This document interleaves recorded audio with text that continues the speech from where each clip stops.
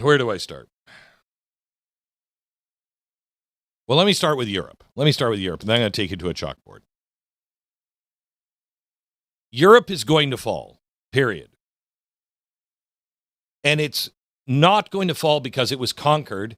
It's going to fall because it's decided it's not worth standing. NATO is worthless. It exists as a press release more than a deterrent.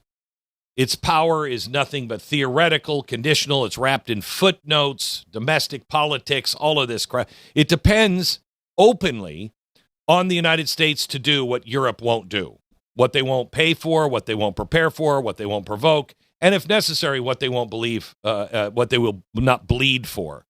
And I'm not bleeding for anybody else. And this is nowhere as clear as it is in Great Britain, especially today.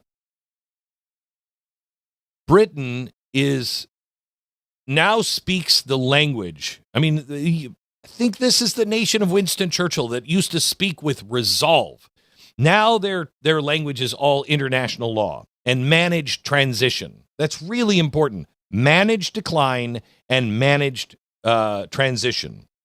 And they're giving up strategic ground here, not because they have to, but because they don't believe it should carry the moral weight of power anymore.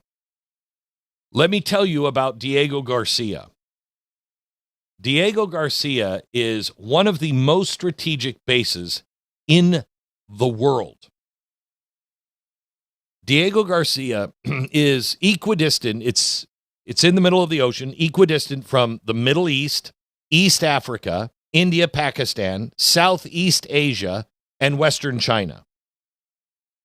You can strike any of our foes in this area without flyovers because it's out in the ocean. It's not easy to get to. We have everything staged there in case there's a problem with Taiwan, in case there's a trouble with, Japan or South Korea or in the Persian Gulf. This is where our aircraft carriers are stored. This is where our nuclear submarines sit. I mean, it is a deep water port. And it's strategic. You can strike anything at any time from this location. And it doesn't have a host nation. There is no government. It's just this little spot of land that we made into an Air Force base and a naval base. And so there's no protests. There's nothing. Okay? It's just pure position of power. Airbase, deep water port.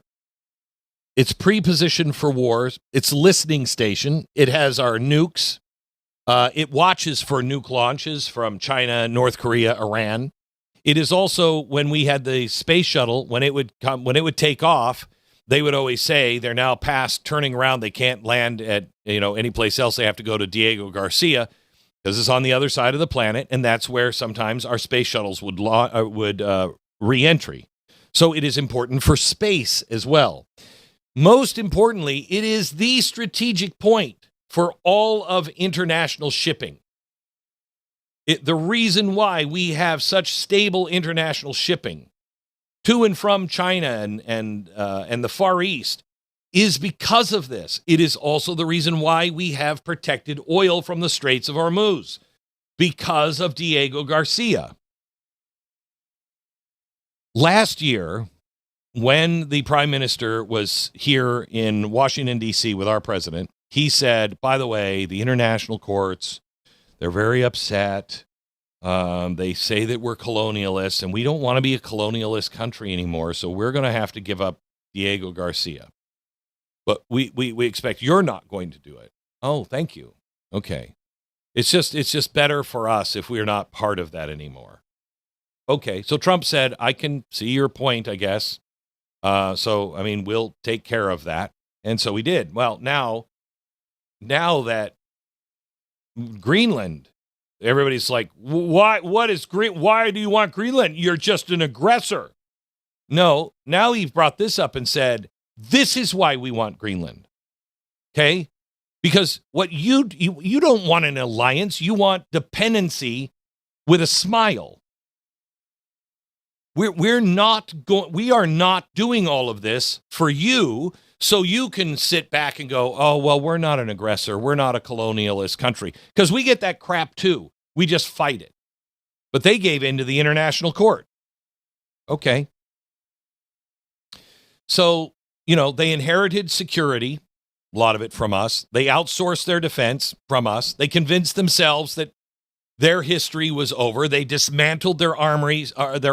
They mocked their borders, treated their sovereignty as a social construct, and now look at the situation they're in. They've welcomed millions of people in, as have we, with no intention at all of assimilating, and then they're shocked. What? There's a parallel society happening? I can't. Well, we don't want to be colonizers. Well, what the hell are they? They're colonizing your country. They cut deals with Russia, even though they know that's really bad, but they do it anyway. They're financing the regime, Russia, that they fear the most. They've chained themselves to China for manufacturing. They've hollowed out their own economies, and they've lectured the United States for being too strong. Oh, okay. Well, you know what? I think the West needs a good, strong defender myself. And here's what's happening. Donald Trump does not believe the West is a social construct. He believes it as a civilization. He believes it is something that has been good. And he believes that it's worth defending. But it'll only be defended by people who are willing to bear the cost. And Europe is not. Let me tell you, really, seriously. Canada is thinking about sending a few troops to Greenland, too. Oh, boy, you scare me, Canada and France and Denmark. The only country over there that scares me is Germany, and that's just because I know what those sick freaks do. Everybody else, oh, wow, you're really frightening. You're really frightening. I don't want to take it. I don't want to send planes to Greenland. I'm not for any of that. I don't want war. I don't want any of it. I would like to buy it. I'd like to do a treaty. But Donald Trump, I am telling you now, he sees war on the horizon. And not a war that he is causing, a war because all of these countries are collapsing. I've been talking about this for almost 20 years. The last stage is war because that's how you change governments, currency, and borders. So what America should be asking itself right now is whether or not NATO is going to survive. Is NATO going to survive? Is it going to survive? Is Europe going to survive? Are they doing the things to make themselves stronger? Or are they just a bunch of nations that just give speeches and resolutions?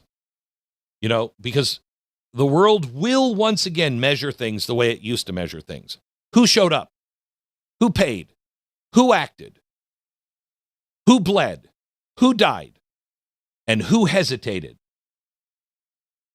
Right now, Great Britain and much of Europe are signaling something I think very unmistakable. They expect the United States to stand alone again while they preserve comfort, avoid confrontation, and hope history grants them one more exemption. But it's not going to. It's not going to. History doesn't grant exemptions. It doesn't. It only tests resolve. And they have no resolve to stand and be who they were born to be. This is the craziest thing I've ever heard. When I got up this morning and I saw in the news, Diego Garcia is trending. I'm like, for what? I look into it and they're giving it up. They're what?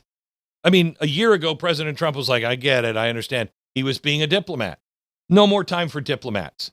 That now Greenland too. You're telling us, hey, will you watch our back over in Greenland? Because we're kind of scared of the international court.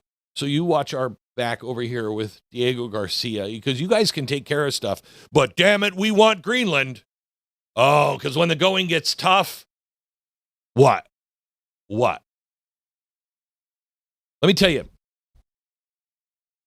Tomorrow, Donald Trump is going to be at the World Economic Forum. And there is a speech that I want him to give. I want him to look the international European community right directly in the eye and say, you know what, for more than 3 decades, a single idea shaped global policy.